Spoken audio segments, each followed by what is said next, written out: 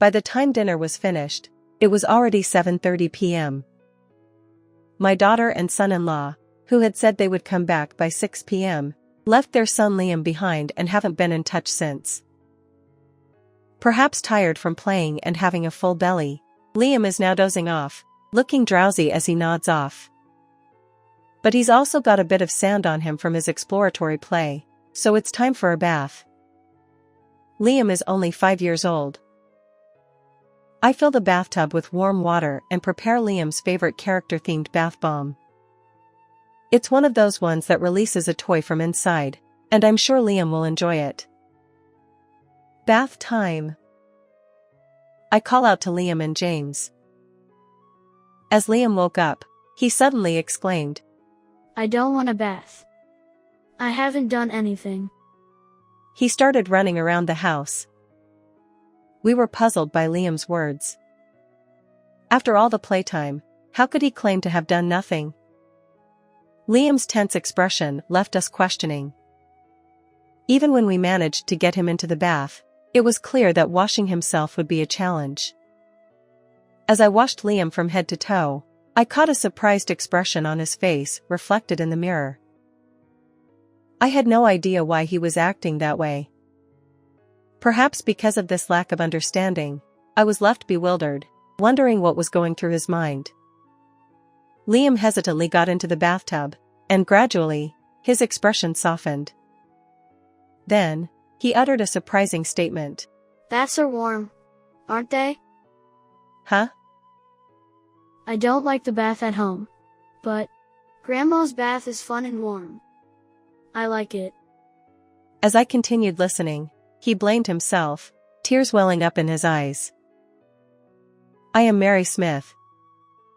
For the past 50 years, I have been born and raised in this town.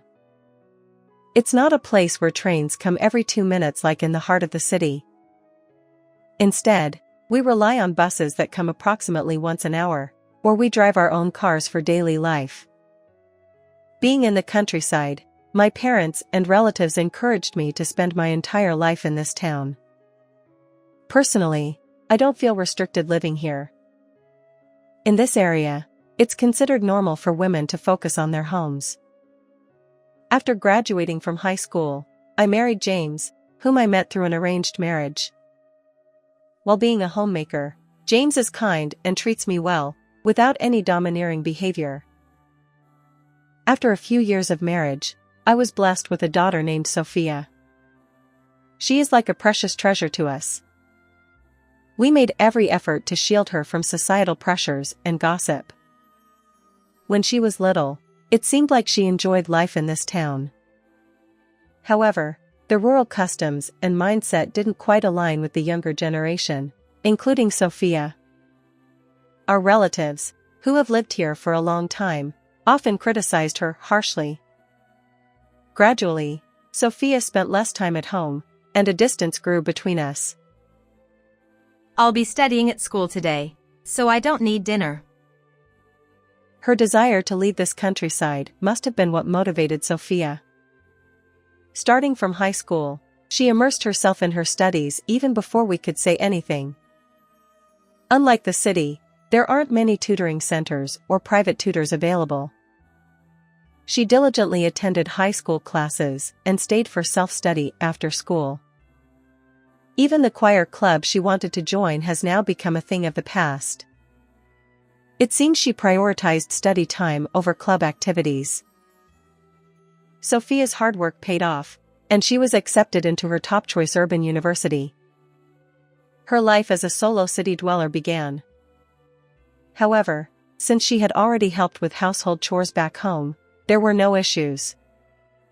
In fact, while juggling part-time jobs and student loans, she managed to navigate university life without relying on us.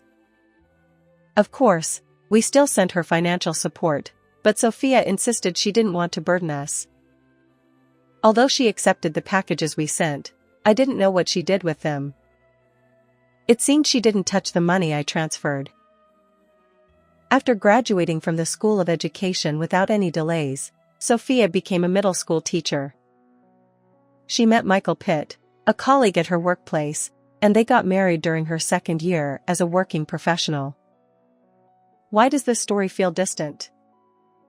Well, it's because we haven't had much contact since she entered university. For Sophia, this countryside and our family home are places she'd rather avoid.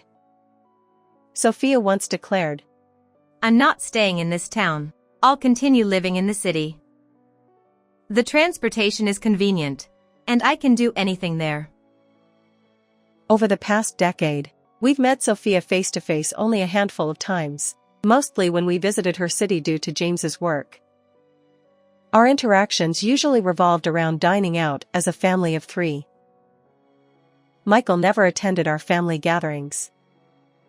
The only time he and Sophia visited our home was before their marriage.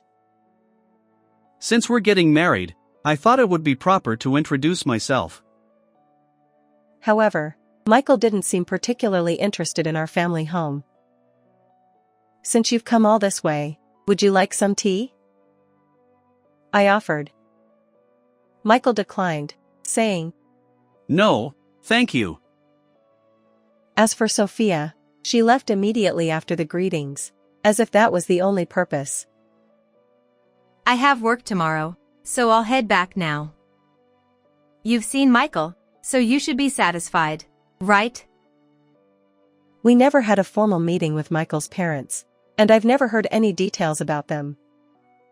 Whenever I asked, the answers were vague or non-existent. I don't even know his family structure or where he's from. Take care of yourself. And remember to reach out occasionally. We were feeling the loneliness, but unable to convey it to Sophia. We anticipated being ignored if we expressed our feelings. I didn't want to experience the sadness and emptiness of being ignored. Besides, I've heard that being a teacher involves a heavy workload. Both of them serve as club advisors, often working on weekends. Our home is too far from the city where Sophia and Michael live. Perhaps the difficulty of casually returning home contributes to the growing distance. Unbeknownst to us, Sophia has been changing steadily. Yet somewhere deep down, the desire to start anew as a family still lingers. Internally, I harbored a sense of frustration toward Sophia. About 3 years after their marriage, Sophia and Michael welcomed a son. They named him Liam. He's our first grandchild. When we received the news of his birth, we rushed to the hospital. Our plan was to see his face and leave promptly.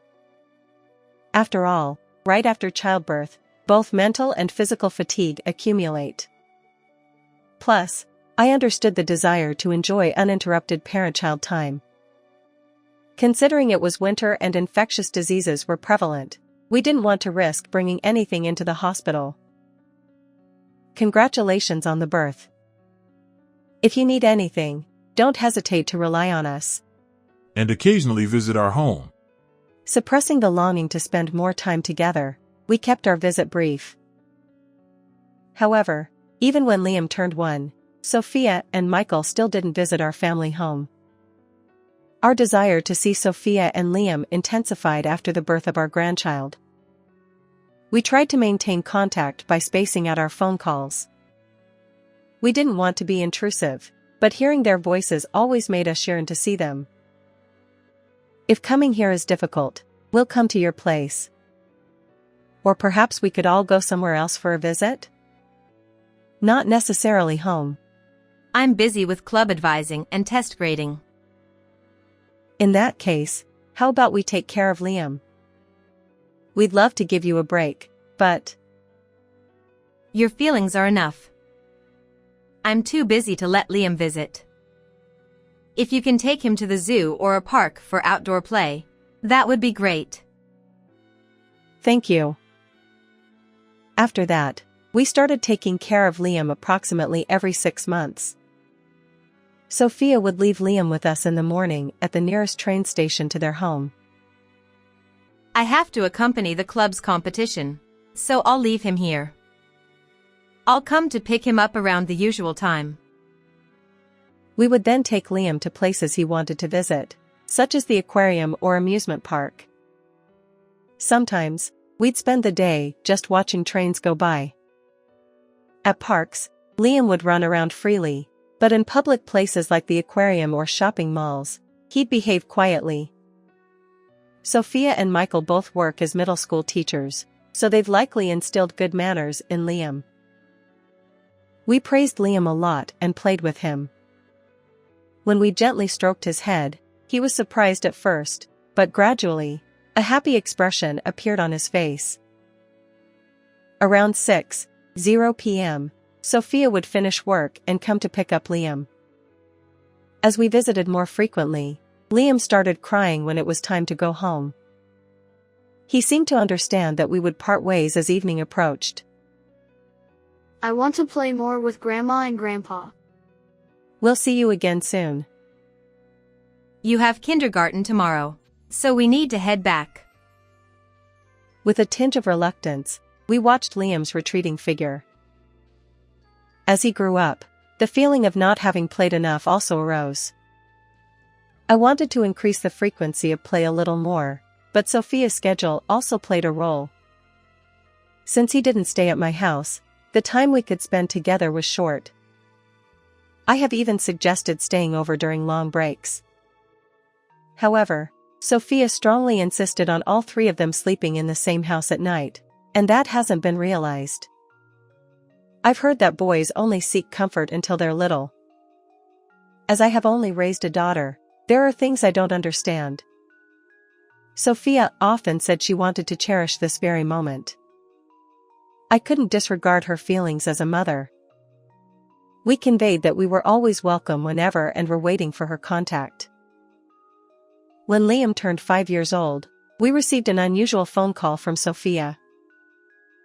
This year, work is more settled, so would it be okay if we spend the Christmas holidays there? We don't mind at all. You're welcome anytime.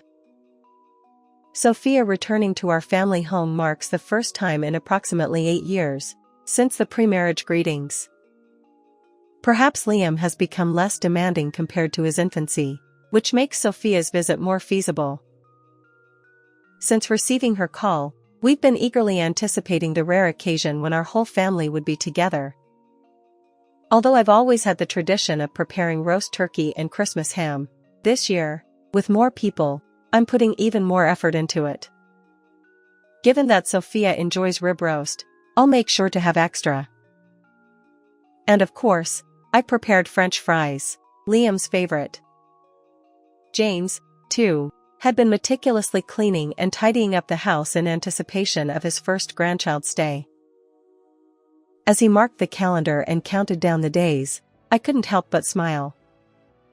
James, though not very talkative, expressed his excitement through his demeanor. It's clear that he was eagerly looking forward to Sophia and her family's visit. Finally, the day arrived. We received a message that Sophia and her family had reached our nearest train station, so we went to pick them up. This area is inconvenient without a car, but it's too far for them to come directly from the city by car. They were making the effort to stay overnight with us, and we wanted to provide the best hospitality possible. Welcome back. Come on in. Thank you for picking us up. With beaming smiles, James and I helped Sophia and her family into the car. We assumed that in the first few days they would be spent relaxing at home. However, our expectations were soon overturned. It's been a while, but nothing has changed around here. Given the aging population and limited prospects for development, I don't expect much change. Is it okay if we head home? We have plans with friends, so please take Liam home. Could you drop us off around here? So, with Liam still in the car, Sophia and Michael got out midway. We'll be back by 6 p.m. Take care of Liam, okay? Be a good boy. As Sophia and Michael left, Liam silently watched their retreating figures. Although he didn't voice it, his loneliness was palpable. Liam, let's play together. Since this is your first time at our house, how about an exploratory play? We've got French fries and pudding too. Seeing Liam's forlorn expression, we felt sorry for him.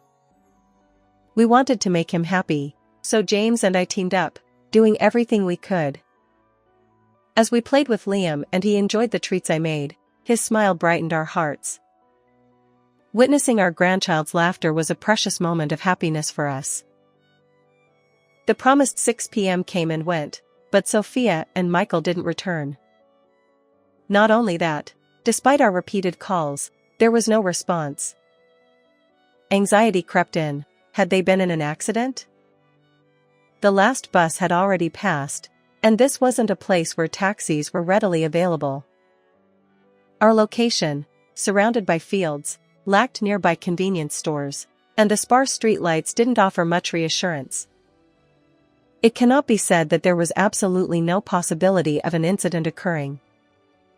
While preparing to be ready for any communication or pickup request, we waited for news from them. Instead of the planned family dinner for 5, it was just James, Liam, and me around the table. Of course, we had saved portions for Sophia and Michael. To lift my slightly disappointed mood, Liam's beaming smile as he faced his favorite French fries did the trick. He devoured them all, and it was the first time I'd seen him eat so much. Grandma's homemade food is incredibly delicious. The French fries I'd prepared specifically for him disappeared entirely. Witnessing his hearty appetite was a new experience for me. By the time dinner was over, it was already 7:30 p.m. Liam, tired from playing and having eaten his fill, was dozing off, looking drowsy as he nodded off. Despite his drowsiness, he had a bit of sand in his hair from their exploratory play, and it was time for a bath. I filled the bathtub with warm water and prepared Liam's favorite character-themed bath bomb. It's one of those that reveals a toy inside, and I knew Liam would enjoy it. Bath time! I called out to both Liam and James. Suddenly, Liam's eyes snapped open, and he declared, I don't want a bath. I haven't done anything. Confused, we wondered why he'd say that after a day of playing so much. Liam, I've prepared the bath for you. Get in. I tried to reason with him. But he was too busy darting around the house to listen. He slipped under the table, then raced up the stairs. It was a comical chase. Liam, our 5-year-old grandson, and James and me, a couple in our 50s. Despite helping out with farm work, I suddenly felt my age in every joint and muscle. Finally, with James's help, we managed to corner Liam. His tense expression left us puzzled. It wasn't just about being caught, there was something more to it. We couldn't quite grasp why he'd react this way after losing a simple game of tag. Liam's face held a deeper secret, one that intrigued and concerned us both.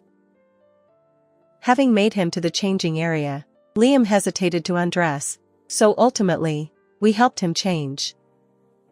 It seemed challenging for him to wash himself, so I carefully washed his hair, down to his toes.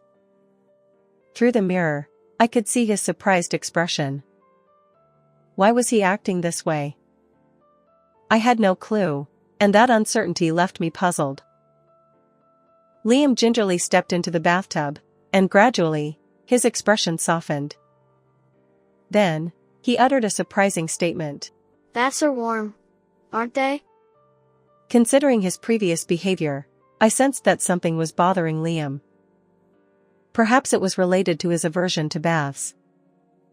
Unsure of how to approach the topic, Liam began to explain. Well, baths are where I can be splashed with water, right? So why do I need to take off my clothes? No, baths are for cleaning your body and getting warm. Why would anyone splash water on you? Liam hesitated but finally shared. Mom and Dad say I'm a bad kid. They threaten to punish me and always take me to the bath. Despite his parents' words, Liam refrained from blaming them directly. Instead, he blamed himself, nearly on the verge of tears. It was a heartbreaking moment. I don't like the bath at home, but Grandma's bath is fun and warm. Just a while ago, Liam had looked like he was about to cry, but now, as he soaked in the tub, he wore a smile. I hugged him tightly. Surely, he'd faced many hurts we didn't know about, and I wanted to protect this smile forever. Despite his reluctance, we managed to convince Liam to get out of the bath before he got too overheated. As I dried his hair, I realized he probably hadn't been to a barber either. It tugged at my heart.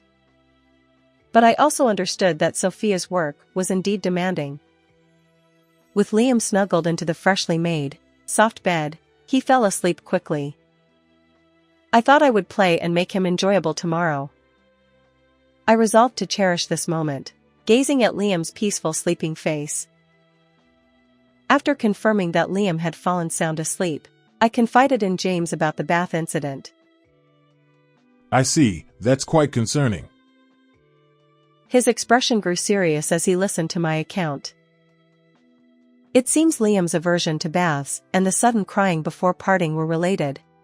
I continued. I'd also noticed something in the bathroom. Take a look at this.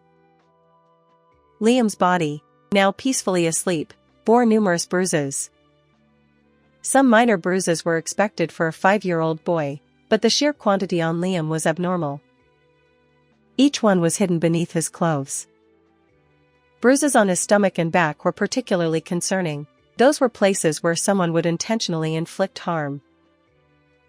While Liam freely played in some areas, he displayed an unchildlike maturity in public. He wasn't the type to pick fights or act out. James clenched his fists, clearly unable to tolerate this situation. Even when dealing with one's own child, there are things that are permissible and things that are not. This is absolutely unacceptable. He immediately called Sophia and Michael, but neither of them answered. I want to protect Liam right away. I wonder where I should turn for help in situations like this. Going to the Child Protect Service might take time. Considering its violence, even if it's against the child, let's contact the police.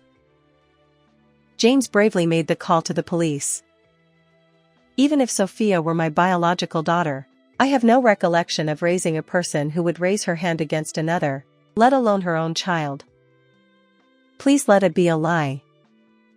Such thoughts, which could also be seen as escapism, were floating in my mind. However, looking at Liam's expression in the bath with that bruise, I couldn't help but recognize the harsh reality. Why didn't I notice sooner? I'm furious at my own dullness. Despite it being 10 p.m., the police arrived at our house promptly. Although I had explained the situation to some extent over the phone, I needed to provide specific details on the spot. As I showed the police the photos of Liam's bruises that I had taken, Sophia and Michael returned home. Is this your son? Yes, but what's the matter? Michael's tone grew stronger as he confronted the police officer. We've received a report about multiple bruises on his body. He's a boy, so he plays around and sometimes gets bruises. It's unlikely that bruises would appear in these locations just from normal play. Also, your son mentioned that he was doused with water from the head. Well, the two of them couldn't answer the police officer's questions, and gradually their voices faded. Michael, who had been assertive with the police, was no longer the same. After a brief silence, Sophia began speaking frantically. It's all Liam's fault. Despite being a teacher's child, he's performing poorly. It was just a minor punishment. Blaming everything on Liam. Sophia and Michael started insisting that they had no choice but to do what they did. Their words infuriated me. However, if I lost my temper and confronted Sophia and Michael now, I'd be on the same level as them. Suppressing the urge to raise my voice, I waited for the police officer's next move. Suddenly, James, who was standing next to me, headed somewhere. He returned promptly, carrying a bucket in both hands. In the next moment, he poured the entire bucket of water over Sophia and Michael's heads. Even the police officer and I were taken aback. James stared at the two of them with an expressionless face and said, "I've only returned a small portion of what you did to Liam. Never set foot in our house again." The police officer turned to Michael and Sophia, asking, "Could you please provide more details at the station?" Sophia reluctantly replied, Fine. Sophia and Michael headed to the police station with the police officer. The commotion had become quite significant, and it seemed that Liam had also woken up. "Don't be scared anymore. Let's all rest together tonight," I reassured Liam. In an attempt to alleviate Liam's fear, James, Liam, and I climbed into bed side by side. I couldn't help but feel an overwhelming sense of anxiety about what would happen next. However, there was no use dwelling on it now. I had to convince myself that this was the only way to protect Liam. As a result of investigations by the police and Child Protective Services, Sophia and Michael were formally arrested. Apparently, in addition to what Liam had told me, they had subjected Liam to various mistreatments. At times, they even withheld meals from him, and when his bruises were severe, they kept him home alone instead of sending him to kindergarten. The kindergarten teacher had also sensed something amiss and had set up a system to observe Liam more closely. His smile while eating French fries and large portions of food were likely related to these events. The fact that Sophia and Michael were arrested was reported in a small local newspaper in their area. Since it was a case of naming names, their workplace was quickly identified. Naturally, the news also reached our rural community. For a while, Liam stayed home from kindergarten due to concerns from other parents. Our neighbors bombarded us with various questions. While some were understanding, others were harsh in their words. Still, it was comforting to hear that everyone agreed that reporting the incident was the right thing to do. Given their arrest and the cause being child abuse, even if they were released on bail, they likely wouldn't be able to work in their original fields. On that day, James pouring water over them in front of the police officer was resolved as a warning.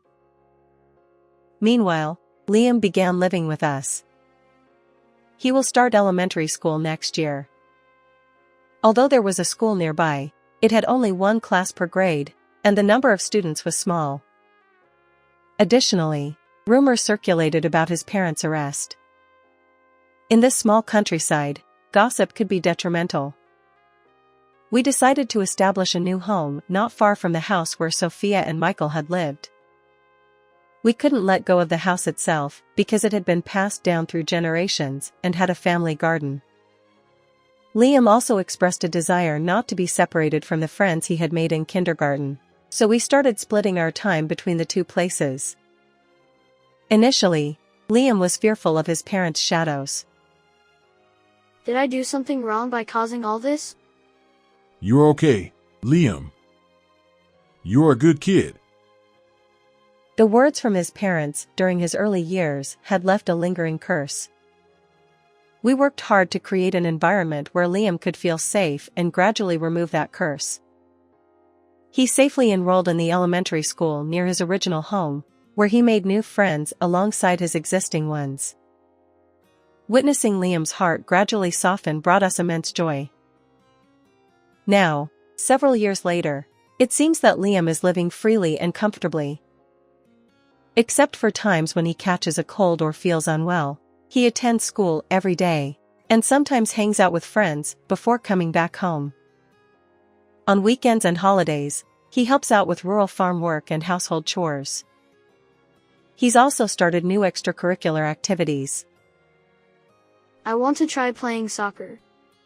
I asked Dad before, but he said no. That's fine. Try everything, and see what suits you. Gradually, Liam began sharing his feelings and thoughts with us. As grandparents, we stepped into the role of actual parents. Despite the challenges posed by our age and occasional back pain, we even participated in the parent-child relay race during the school sports festival. During a recent open school event, Liam wrote about us in an essay titled "The Person I Admire." The people I admire are Grandma and Grandpa. They always think about me and tell me when something is wrong. We want to continue protecting that smile on his face. Hearing his essay, James and I were moved to tears and reaffirmed our commitment to Liam's well-being. How did you find this story? If you enjoyed it, consider subscribing to our channel. Until next time.